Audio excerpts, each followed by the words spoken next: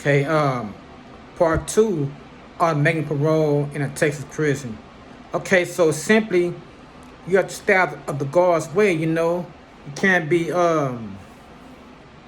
arguing with the laws, catching cases, jacking off on the boss ladies, you gotta mind your own business, you know what I'm saying? You gotta go to school, try to get a trade.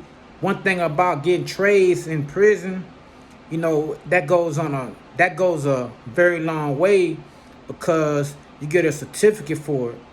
You know what I'm saying? And then you can put that in your parole package and show it to the parole board. Well, in Texas prison, you don't see the parole board. You know what I'm saying? Your case will get reviewed on a certain day. But before you even make parole, you can make that parole package, you know what I'm saying, and send it to them. Write them a good letter. Explain to them that, hey, I've changed. I'm ready to make a difference in society.